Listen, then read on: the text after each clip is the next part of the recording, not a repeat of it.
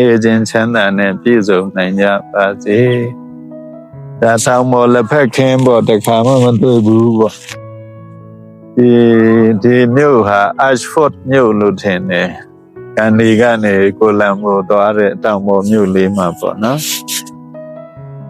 ဒီလက်ဖက်ခင်းရောက်ခိုင်မှာဒီအာယုံတွေကိုရှုစားကြည့်ရှုတဲ့အခိုင်မှာစိတ်တို့ရဲ့စမ်းကြယ်မှုပေါ့နော်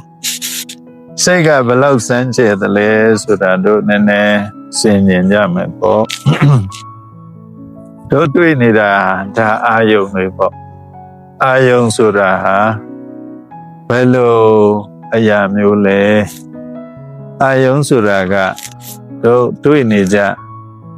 ယူပါယုံဆိုတာလဲရုပ်သဘောပဲတတ္ထာယုံဒန္တာယုံရတ္တယုံပုဒ္ဓပါယုံဒီအာယုံတွေဟာရုပ်ဆိုတာကွဲပြက်ဖောက်ပြန်နေတဲ့သဘောပါပဲသူဖြစ်ပြီးတော့သူကြောက်ပြက်သွားတာပဲအဲ့ဒီအာယုံဟာဘယ်လောက်ထိကြာသလဲဆိုတော့တခဏပဲကြာတခဏပဲကြာသူကထာဝရမဟုတ်ဘူးတခဏပဲဖြစ်တည်ပြတ်ဥပတ္တိပင်ဆိုပြီးတော့တခဏလို့ဖြစ်ပြီးတော့သူပြက်ပြောက်သွားအဲ့ဒီတခဏအာယုံကိုပဲစိတ်ကဖန်ဆင်းလိုက်တယ်ပေါ့စိတ်ကမာယူပမင်းစဝိညာဏံဆိုတော့စိတ်ကတော့မျက်လှည့်လိုပဲတို့လောဘစိတ်ကဘာကိုဖန်ဆင်းပြတယ်လဲဆိုတော့အာယုံဟုသ၍အာယုံဟုသမျှကိုရာဂအာယုံလို့ရာဂဖြစ်เสียအာယုံဆွဲမဲ့เสียအာယုံလို့သူကဖန်ဆင်းပြတာပေါ့ဒါတို့စိတ်ကအာယုံကိုဖန်ဆင်းတာပေါ့မျက်လက်ပြတယ်လို့ပေါ့နော်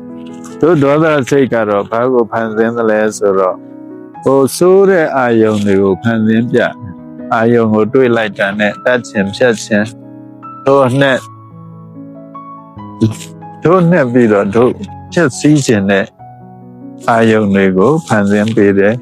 မာနဆိုတဲ့စိတ်ကတော့ပြိုင်ဆိုင်စရာအာယုံတွေကိုဖန်ဆင်းပေးတယ်ဒိဋ္ဌိဆိုတဲ့စိတ်ကတော့အမြင်မှားစရာအာယုံတွေကိုဖန်ဆင်းပေးတယ်ဝိသိကိစ္စစိတ်ကတော့အမြင်မှားစရာမဟုတ်ဘူးယုံမှားစရာပေါ့နော်ယုံမှားစရာအာယုံတွေကိုဖန်ဆင်းပေးတယ်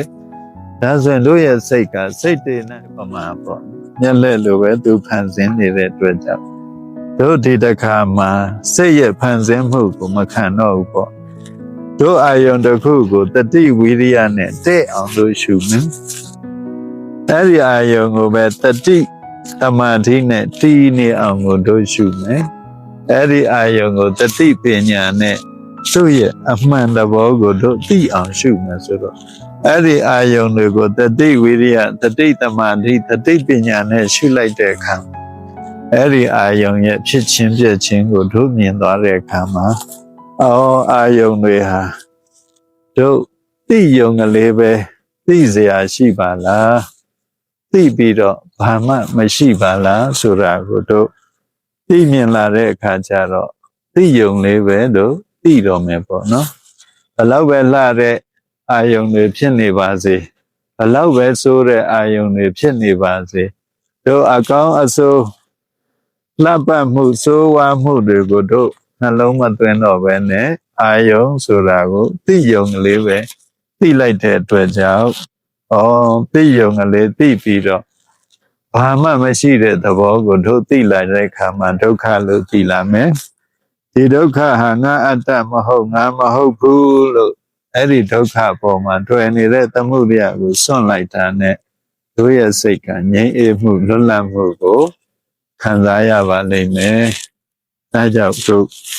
အာယုံတွေကိုခံစားဖို့ဆိုပြီးတော့ဟိုနိုင်ငံသွားဒီနိုင်ငံသွား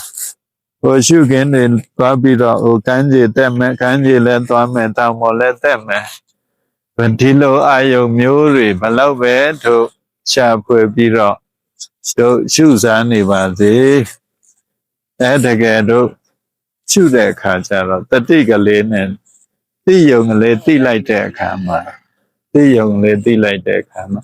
သိပြီးတာနဲ့တို့စွန့်လိုက်မယ်စွန့်လိုက်တာနဲ့ငြိမ်းအေးမှုကိုတို့ရပါလိမ့်မယ်အဲ့ဒါကြောင့်တို့ အဲ့ဒီအာယုံရဲ့အမှန်တရားကိုသိနိုင်ဖို့အတွက်တတိပဋ္ဌာန်အခြေခံပြီးတော့တတိဝိရိယတတိတမာတိတတိပညာနဲ့တို့ဆက်ရှုပြီးတော့ဘယ်အာယုံမဲလာသိယုံလေးသိပြီးတော့ငြိမ်းအေးမှုကိုပြန်နိုင်ကြပါစေငြိမ်းအေးစွာနဲ့အာယုံတွေကိုရှုစားနိုင်ကြပါစေ